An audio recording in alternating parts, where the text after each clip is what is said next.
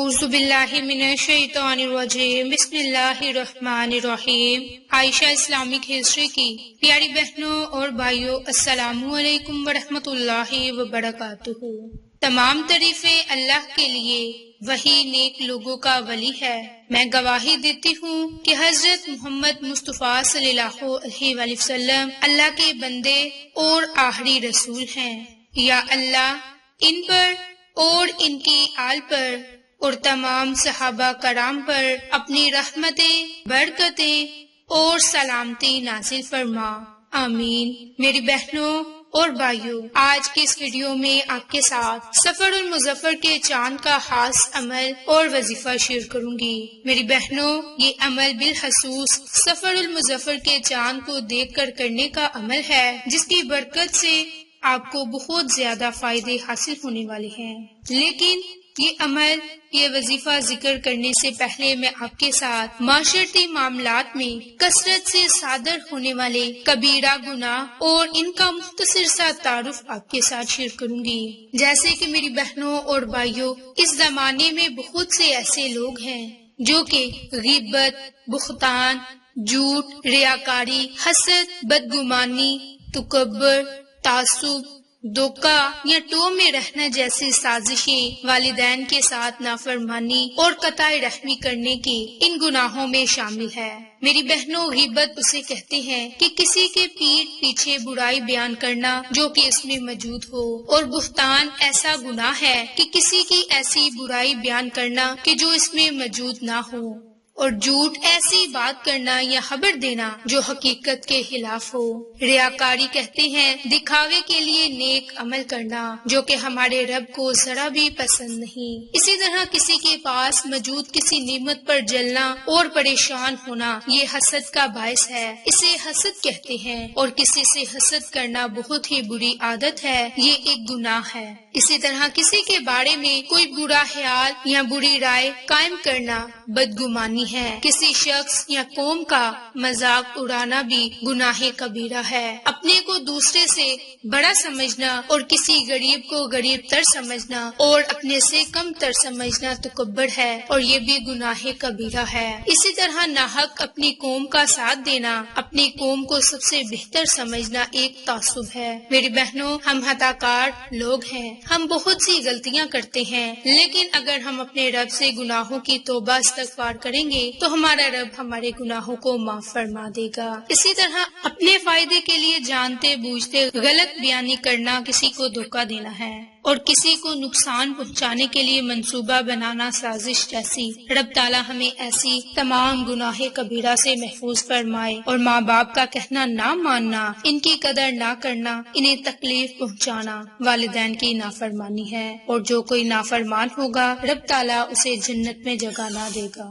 اسی طرح رشتے ناطے توڑنا، یعنی کہ کسی کے ساتھ قطع رحمی کرنا گناہ کبیرہ میں شامل ہے۔ اے ہمارے رب، ہمیں اور ساری امت مسلم کو ان تمام گناہوں سے محفوظ رکھ۔ میری بہنوں، اب آپ کے ساتھ مختصر خاص عمل اور وظیفہ شیئر کرنے جا رہی ہوں، اور یہ عمل، یہ وظیفہ ایک قرآنی آیت، قرآنی لفظ کا عمل ہے، جس کی بہت زیادہ طاقت اور تاثیر ہے، جس کی برکت سے رب تعالیٰ آپ کی تمام تر حاجتوں کو پورا فرما دے گا۔ میری بہنوں اور بھائیوں، اس عمل کو کرنے کے لیے آپ نے 2 رکعت نماز نوافل پڑھنی ہے، اور یہ عمل آپ نے سفر کا چاند دیکھ کر کرنا ہے۔ انشاءاللہ تعالیٰ اس کی برکت سے وہ بہت ہی زیادہ فائدے حاصل ہوں گے۔ میری بہنوں، اسی عمل کی برکت سے رب تعالیٰ آپ کی پریشانیوں کو ختم فرما دے گا۔ جب آپ اپنے رب کی حضور رو رو کر گڑ گڑا کر اللہ کی رحمت طلب کریں گے، اللہ کے سامنے اپنے مسائل اور پریشانیاں رکھیں گے، عاجزی اور انکساری کے ساتھ اللہ کی رحمت اور برکتیں مانگیں گے، تو رب تعالیٰ آپ کو ضرور نوازے گا۔ میری بہنوں، یہ عمل، یہ وظیفہ خاص طور پر یا ارحم الراحمین کا ہے، انتہائی عظمت والا یہ ذکر ہے، اور اس کے ذریعے سے مانگی گئی دعا ضرور قبول ہوتی ہے۔ ایک حدیث میں ہے کہ نبی پاک صلی اللہ علیہ وآلہ وسلم نے ارشاد فرمایا کہ بے شک اللہ تعالیٰ کا ایک مقرر کیا ہوا فرشتہ اس شخص کے ساتھ ہوتا ہے جو یا ارحم الراحمین پڑھتا ہے۔ بس جو شخص ان کلمات کو 3 بار پڑھتا ہے تو فرشتے اس سے کہتے ہیں کہ بے شک ارحم الراحمین تیری طرف متوجہ ہو گیا، اب مانگ جو مانگنا ہے۔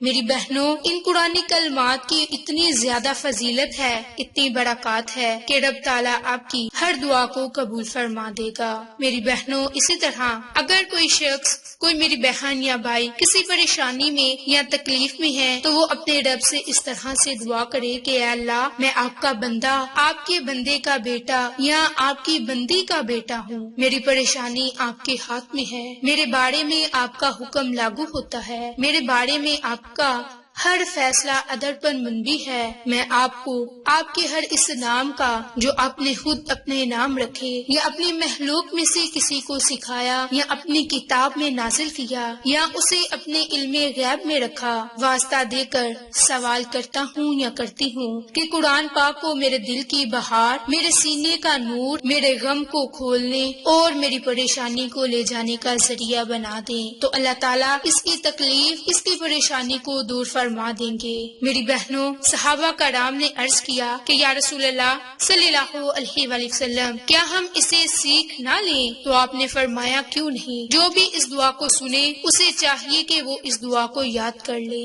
باحوالہ مسند احمد۔ میری بہنوں، جب بھی دعا مانگے تو ان کلمات کے ساتھ دعا مانگے تو رب تعالیٰ پھر فرماتا ہے کہ اے میرے بندے، جو مانگنا ہے اپنے رب سے مانگ۔ تو اگر آپ کی کوئی بھی حاجت، کوئی بھی پریشانی ہے تو اس کے لیے آپ یا ارحم الراحمین کا یہ عمل، یہ وظیفہ لازم کر لیں۔ اگر آپ کی جیب بھی خالی ہوگی تو رب تعالیٰ آپ کو اتنا نواز دے گا، اتنا پیسہ آئے گا کہ قیامت تک ختم نہ ہوگا۔ اگر آپ نیا گھر، نئی گاڑی، ان کی ہر سہولت چاہتے ہیں تو رب تعالیٰ آپ کو ضرور نوازے گا۔ بس آپ یہ عمل، یہ وظیفہ اس طرح سے کر لیں جس ترتیب سے آپ کو بتاؤں گی، تو انشاءاللہ تعالیٰ آپ کو ضرور فائدہ ہوگا۔ میری بہنوں، اب عمل کرنے کا طریقہ کار اچھی طرح سن لیں اور سمجھ لیں۔ نماز عشاء ادا کرنے کے بعد یا آدھی رات کسی وقت میں بھی آپ نے 2 رکعت نماز نوافل ادا کرنی ہے، اور 2 رکعت نماز نوافل پڑھنے کا طریقہ میں نے آپ کے ساتھ بارہا ویڈیوز میں شیئر کیا، لیکن اب میں آپ کے ساتھ دوبارہ شیئر کر دیتی ہوں کہ آپ نے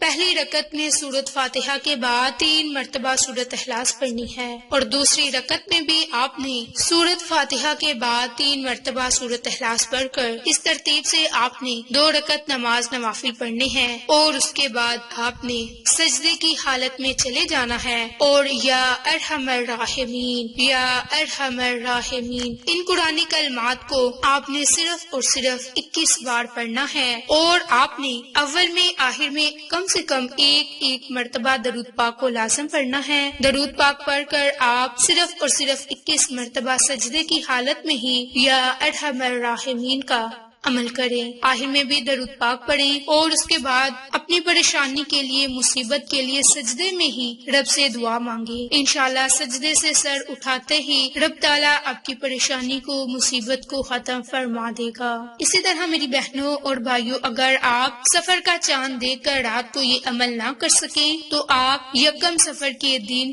مکروہ اوقات کو نکال کر یہ 2 رکعت نماز نوافل پڑھیں اور سجدے میں ہی اس عمل کو، اس وظیفے کو کریں۔ انشاءاللہ رب تعالیٰ آپ کی مانگی گئی ہر دعا کو قبول فرمائے گا۔ میری بہنوں، جو کوئی یہ عمل کرے گا فرشتے بھی ان کی مدد کے لیے حاضر ہوں گے، اور رب تعالیٰ تو ویسے ہی فرماتا ہے کہ اے میرے بندے، تو مجھ سے مانگ، میں تجھے ضرور عطا کروں گا۔ میری بہنوں، جب بھی کوئی حاجت ہو، کوئی پریشانی ہو تو صرف اور صرف اپنے رب سے مانگے، انشاءاللہ اس کی برکت سے پھر ہر غم سے آپ آزاد ہوں گے، ہر پریشانی کا خاتمہ ہوگا، اور آپ کی زندگی پریشانیوں اور مصیبتوں سے آزاد ہوگی۔ آپ کو یہ ہماری ویڈیوز پسند آئے تو اسے لائک، شیئر اینڈ سبسکرائب کرے۔ جزاک اللہ۔